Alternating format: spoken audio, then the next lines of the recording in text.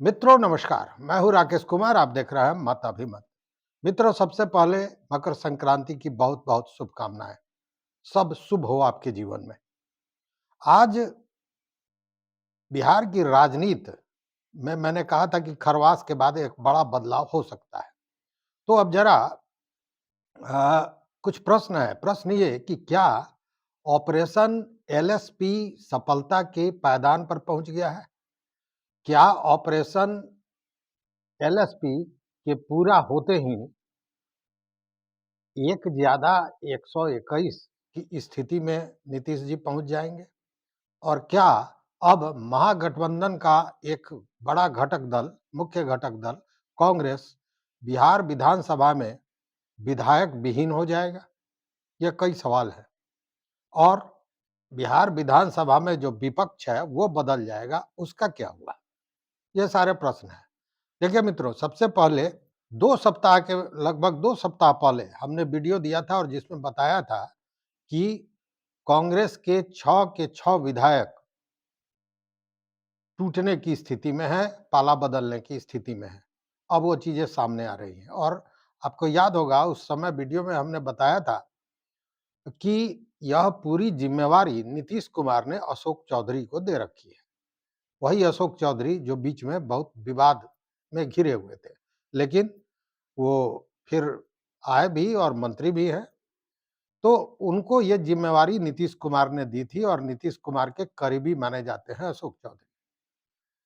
अब अशोक चौधरी को कांग्रेस के विधायकों को अपने साथ लाने की ज़िम्मेवारी इसलिए दी गई थी कि अशोक चौधरी पूर्व में कांग्रेस में ही थे, कांग्रेस के क्रियाकलापों को बेहतर ढंग से जानते हैं। वह प्रदेश अध्यक्ष रहे हैं और उन्होंने शायद जो ये उनको होमवर्क मिला था उसको पूरा कर लिया। मेरी इस बात का तस्दीक तो अ, एक प्रतिष्ठित अखबार इंडियन एक्सप्रेस ने भी कर दिया है। देखिए, इंडियन एक्सप्रेस का ये न्यूज़ है और इस न्यूज़ में अ, जो हेडलाइन है वो है कि could all 6 Congress MLAs move to JDU? Bihar versus with talk of MLA crossovers.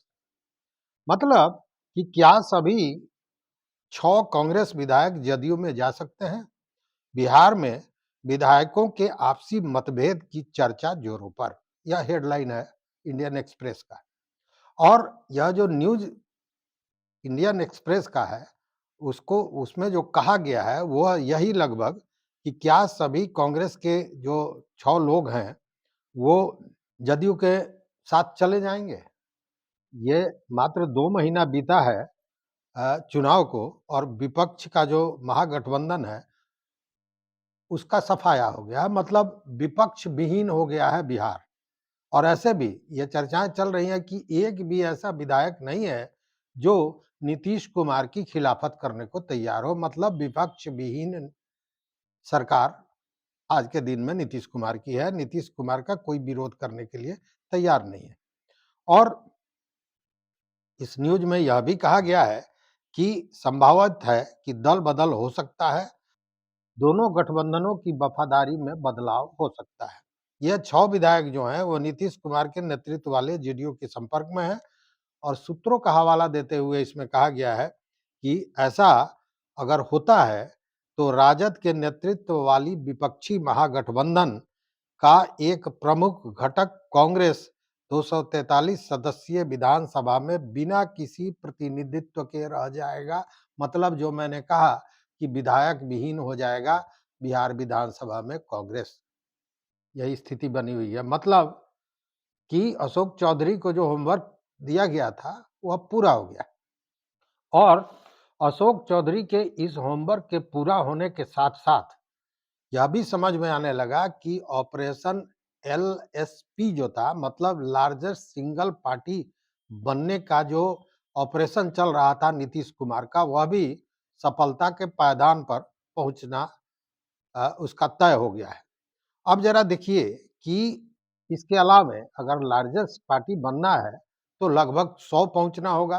89 तो भाजपा है, तो उससे 5-10 ज़्यादा जब जाएँगे तभी लार्जेस्ट पार्टी कहने को तो एक भी ज़्यादा चले जाएँगे तो लार्जेस्ट पार्टी हो जाएँगे, लेकिन स्टेबिलिटी के लिए ज़रूरी है। तो अब दूसरा देख लीजिए, आरएलएम, राष्ट्रीय लोक मोर्चा, उपेंद्र कुशवाहा की पार्टी, जिसमें 4 विधायक में से 3 तो बागी हो ही गए हैं, स्पष्ट नज़र आ रहे हैं।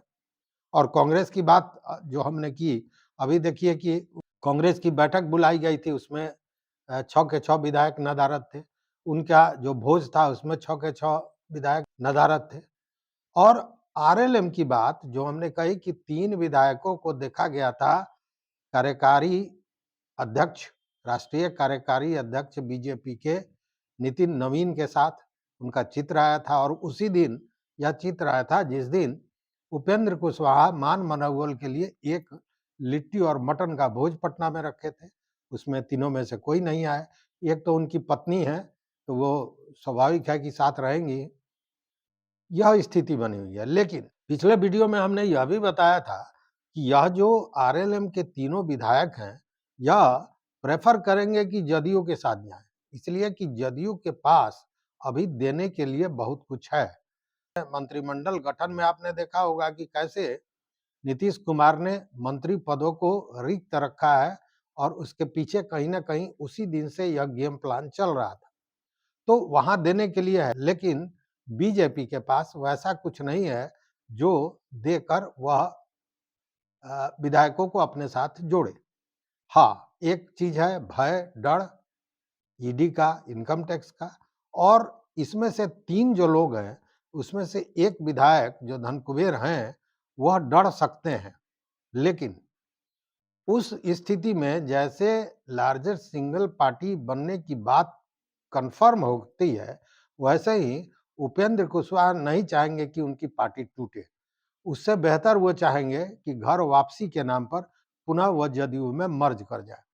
और अगर वह मर्ज कर जाते हैं, तो 3 विधायक सीधे चले जाएंगे जदयू में, मतलब उनकी पत्नी सहित बाकी के 2 विधायक। और एक विधायक जो धनकुबेर हैं, वो डरेंगे, लेकिन अकेले वो पार्टी को तोड़ के जा नहीं सकते हैं। उस स्थिति में चारों के चारों विधायक पहुंच जाएंगे जदयू में। दूसरी बात, अब दूसरा जो घटक दल है, उस बात को सोचिए, वो है एआईएमआईएम। तो एआईएमआईएम ने तो सबसे पहले डंका बजाकर यह कह दिया था कि नीतीश कुमार को वो मदद करेंगे, नीतीश कुमार की सहायता करेंगे, उनका सहयोग करेंगे।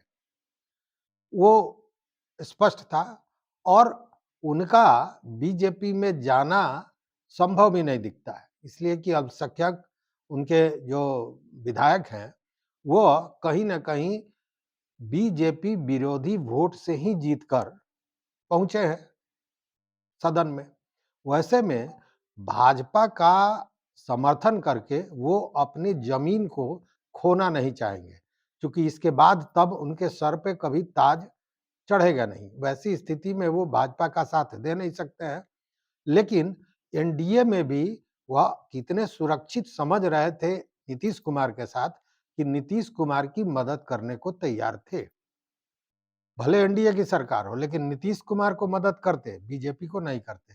लेकिन यहाँ कहीं न कहीं जो राजनीतिक गलियारों में जो चर्चा है, ऐसा थोड़ा है कि उससे ओवैसी परिचित नहीं है। ओवैसी भी समझ रहे हैं, जो भाजपा और जदयू के बीच तल्खियाँ चल रही हैं, तो वह भी समझ रहे हैं कि नीतीश कुमार कभी भी इस टकराव की राजनीति से, इस दबाव की राजनीति से निकलने का प्रयास कर सकते हैं, और इसीलिए दोनों ही पार्टियां सिंगल लार्जेस्ट पार्टी बने रहने के मुहिम में जुटी हुई रही हैं। मतलब कि एआईएमआईएम के 5 विधायक तो सीधे जदयू में चले जा सकते हैं। अब उस स्थिति में बाकी, अब जरा इतने पर ही गुणागणित देख लीजिए, बातें स्पष्ट हो जाएंगी। मतलब 85 सीटें हैं जदयू के पास, 5 सीट चली आएगी एआईएमआईएम की, मतलब 90। 4 सीट चली जाएगी, साथ में 4 विधायकों का समर्थन अगर आरएलएम का हो जाता है, तो हो जाता है 94, और कांग्रेस के 6, मतलब 100। मतलब 100 की संख्या ये पूरी कर लेते हैं, और वैसे में तब तेजस्वी यादव सामने होंगे। तेजस्वी यादव के 25 लोग हैं, 25 विधायक हैं। अगर वो 25 विधायक चले जाते हैं, तो संख्या हो जाती है 125 की, जबकि जो जादुई संख्या है, वह है 122 की, मतलब उससे 3 ज़्यादा। उस स्थिति में बीजेपी को छोड़कर जदयू मतलब नीतीश कुमार अपना बना सकते हैं, सीधे अपनी सरकार बना सकते हैं माइनस बीजेपी, बीजेपी रहित सरकार बन सकती है। अब कहने का मतलब कि ऑपरेशन एलएसपी तो पूरा हो ही रहा है, साथ में ऑपरेशन तीर के भी पूरा होने की पूरी संभावना नजर आ रही है। तेजस्वी यादव की बात करें तो तेजस्वी यादव एक तरह से कहें कि इस विधानसभा चुनाव में हार के बाद हाशिए पर चले गए हैं, या इतने कहीं न कहीं डिमोरलाइज़ नज़र आ रहे हैं कि 40 दिन की छुट्टी के बाद भी आने के बाद वो बहुत चीज़ें ऐसी हैं जो नहीं कर पा रहे हैं, जो परंपरा रही है, जो राजद की पहचान रही है, जैसे दही-चूड़ा का भोज सामने है। तेज प्रताप यादव ने किया, लेकिन राजद की ओर से नहीं किया गया, जबकि राजद की ओर से लालू प्रसाद यादव जितने दिनों सक्रिय रहे हैं, वो इसे करते रहे। केवल यही नहीं, उसके अलावा छठ भी उन्होंने किया, होली भी सेलिब्रेट किया, और वो सेलिब्रेशन केवल सेलिब्रेशन नहीं होता है, वो राजनीतिक मतैक्य और एक मंच पर लाने का एक अ, तरीका होता है। लेकिन इस बार नहीं किया। इसको लेकर शिवानंद तिवारी ने भी कहा कि तेजस्वी पीछे जा रहे हैं इस मामले में। तो कहने का मतलब कि तेजस्वी के पास भी अब कोई दूसरा चारा नहीं है। अगर 5 साल तक तेजस्वी कहते हैं कि हम विपक्ष में बैठेंगे, विपक्ष का प्रतिनिधित्व करेंगे, तो निश्चित मान के चलिए कि तब राजद उस स्थिति में टूट जाएगा। क्योंकि बहुत जद्दोजहद के बाद ये विधायक जीत के आए हैं, करोड़ों खर्च करके आए हैं, और वह बैठ के केवल मच्छर मारने और ताली बजाने का काम तो करेंगे नहीं। कहने का मतलब कि अगर वो सत्ता के करीब चले जाते हैं तेजस्वी, उस स्थिति में उनके जो विधायक जिनके टूटने की बात होती है, वह भी शायद बच जाए। और तेजस्वी यादव भी चाहेंगे कि 5 साल विपक्ष में बैठने से बेहतर है कि सत्ता के साथ जुड़कर, और एक पद अगर तेजस्वी जुड़ते हैं तो निश्चित रूप से उप मुख्यमंत्री का पद तो उन्हें मिलना ही मिलना है। उस स्थिति में उनकी जो गिरती हुई साख है वह भी बच जाएगी और पार्टी भी बच जाएगा। चूँकि आपको याद होगा, जदयू से लेकर और बीजेपी के कई नेताओं ने इस बात का दावा किया था कि राजद के 16-17 विधायक ऐसे हैं जो उनके संपर्क में हैं।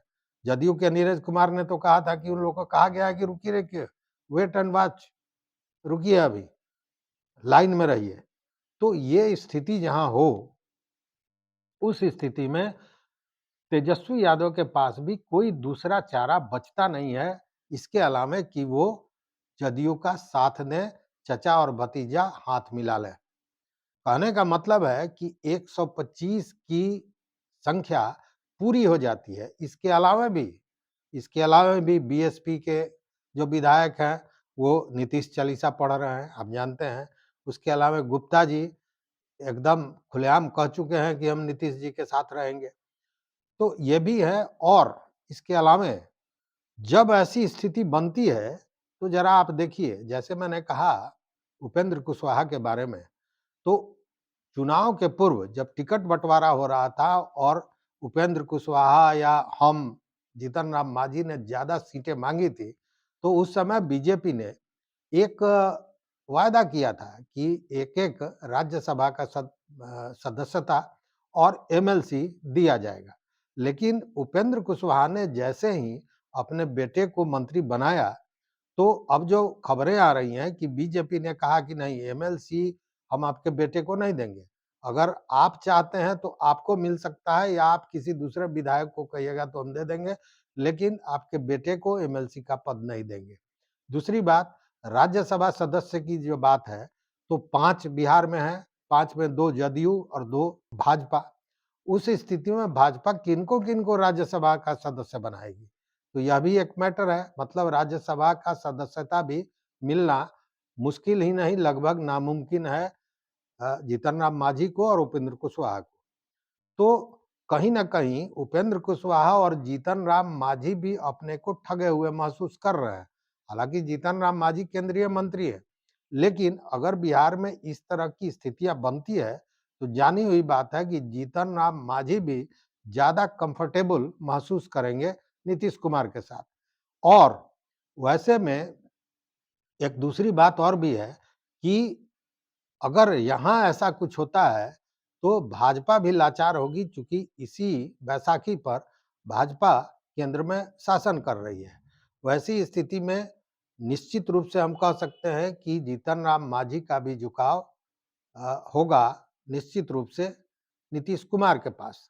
अब देखिए, लेकिन कहानी यहीं खत्म नहीं होती है। इसमें एक और बड़ा ट्विस्ट है, और ट्विस्ट है निशांत का। चूँकि अब यह जानी हुई बात है कि नीतीश कुमार ने भी मान लिया है कि निशांत को अब राजनीति में लाना है। तो राजनीति में किस स्थिति में लाना है, यह भी समझी हुई बात है। अगर निशांत को लाने की स्थिति बन रही है संगठन में, तो बन सकती है, हमेशा है।